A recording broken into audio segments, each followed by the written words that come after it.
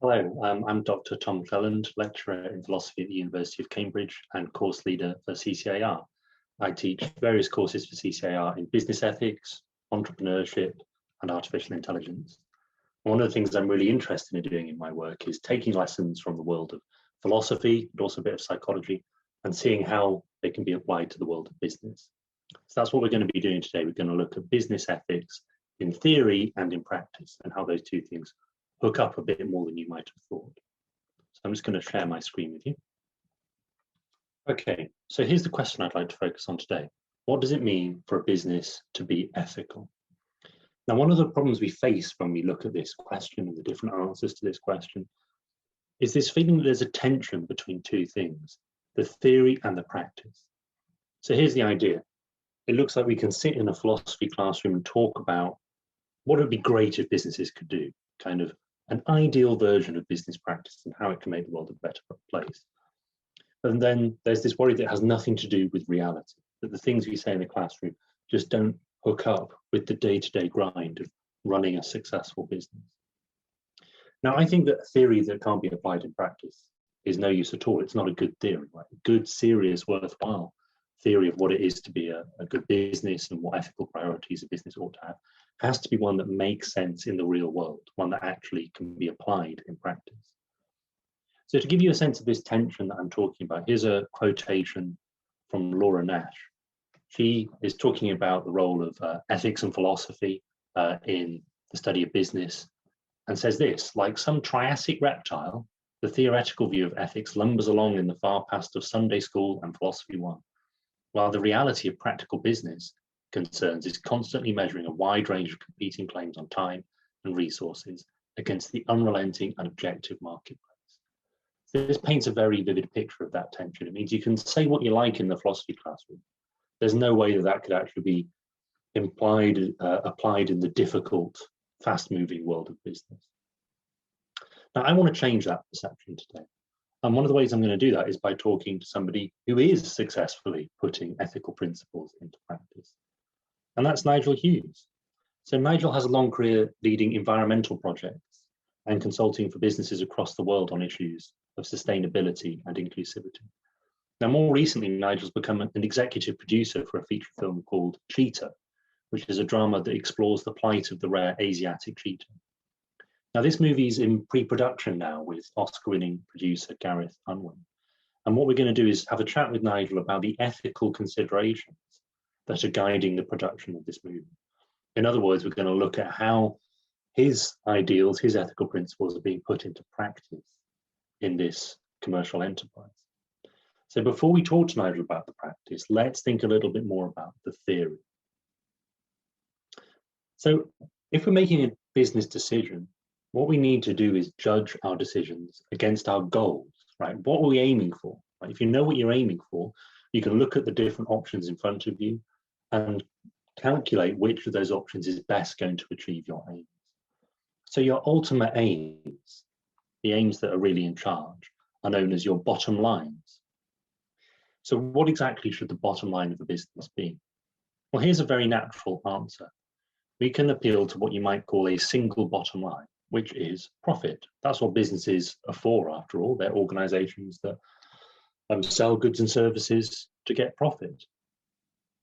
So on this view, business has one purpose, the purpose of profit, and any business decision you care to make boils down to profit. If I'm working out whether to launch a new product, I test that against profit. If I'm working out whether to raise the wages of employees or lower the wages of employees, I judge it against profit. It all feeds into that one single thing. And whatever decisions are in front of me, I should pick whichever I think is most likely to maximize profit. So I think this is a very natural picture, but then you might worry about where ethics fits into this. So worrying about ethics is where people introduced what is known as the double bottom line. It's where you say, look, yes, the purpose of a business is to make profit, but there's a second bottom line in business, a second guiding target, and that is to meet its social obligations, right? A business has to look after the well-being of its customers and employees, regardless of whether that's a profitable thing to do. It has to look after the community. Maybe it has to look after the world to some extent.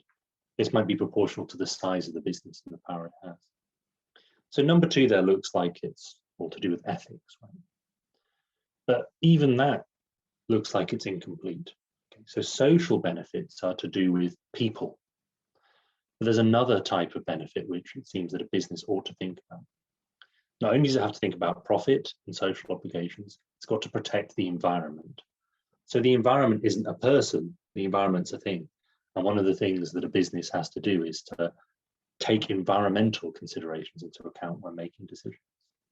So it seems like if we've got 2 and 3 as bottom lines there, business ethics starts to really get going. Now, it's tempting to go straight for that triple bottom line. If you care about business ethics, you want to say it's not all about profit, it's about profit brought into balance with those other ethical considerations. But things aren't quite so straightforward. Okay, things rarely are in philosophy. If we go for that triple bottom line picture, we face some really difficult questions. Here's one. What are social harms and social benefits? And how do we measure them? Right? It's all very well saying, I want my business to pursue not just profit, but social goods. Unless you know exactly what social goods are, that's not going to help your decisions. Unless you know how to measure how much good you're doing, you're not going to be able to make effective decisions. But how on earth do we do that? Right? That's a big philosophical question. And exactly the same applies to the environment. Right? So you all have this general idea that avoiding harming the environment is a good thing, bringing benefits to the environment is a good thing. But how do you measure that? Right? Carbon footprint is part of the story, but it's not the whole story. So we need to think about what it means to be environmentally friendly, what it means to be sustainable, to actually work out how to bring environmental considerations into our decision-making process. And now we face what I think is one of the most difficult considerations. Let's say, for the sake of argument, that we know how to answer those first 2 questions, right? I've got a good idea about social goods and environmental goods, and obviously I know what profit is. How should I balance these different things? Should I have a specific order of priority? If so, what should go top? What should go second? What should go third? And why? How can we justify that decision? And also, how do we compare these things, right? If it costs a load of money to halve your carbon footprint, how much money is too much money? At what point does the cost of halving your carbon footprint become so high that you no longer have an obligation to do it? Who knows, right? That's a really difficult question to answer. So questions like this have pushed some people towards the single bottom line.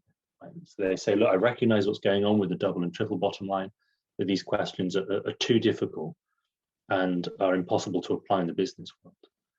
So this doesn't mean scrapping ethics entirely. It just means thinking about ethical considerations in a different way. So here's a quotation from Altman and Berman.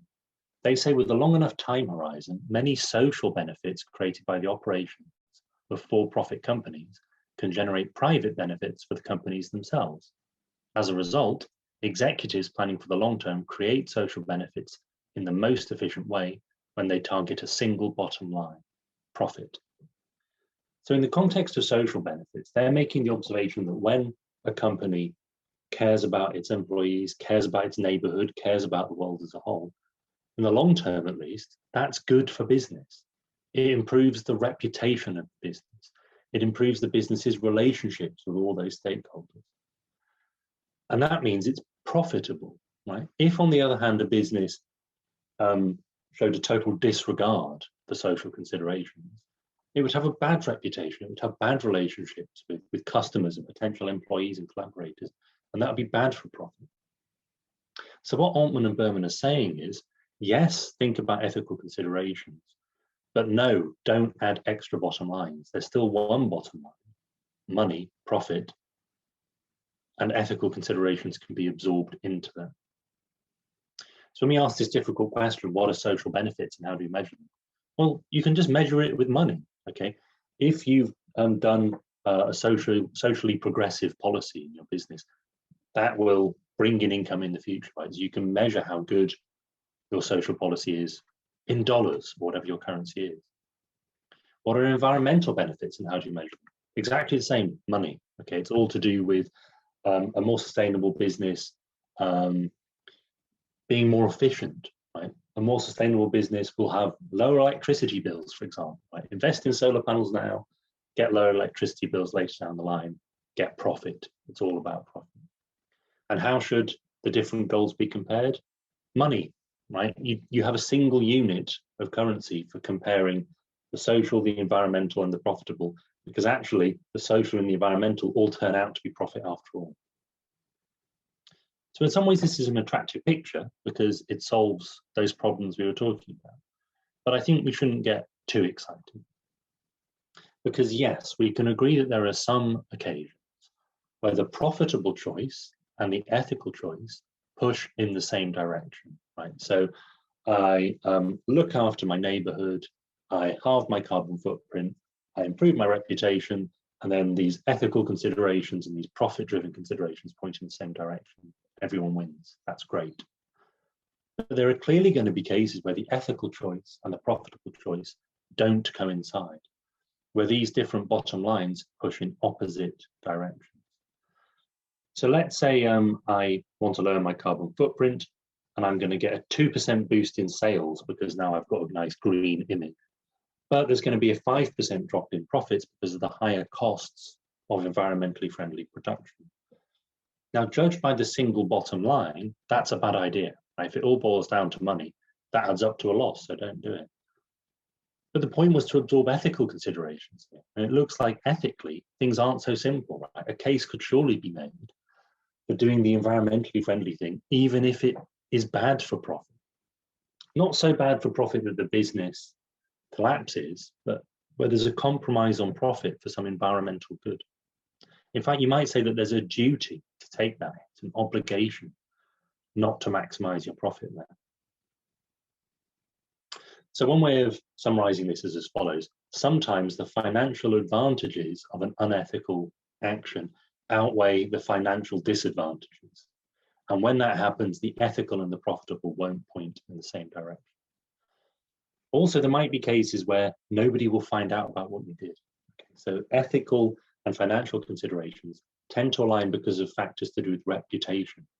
But if you can do something unethical without anyone finding out, then your reputation is fine. Similarly, if you can give yourself a great ethical reputation without actually having to change anything, you can maximize profit without having to worry about the costly business of creating a more environmentally sustainable production lines.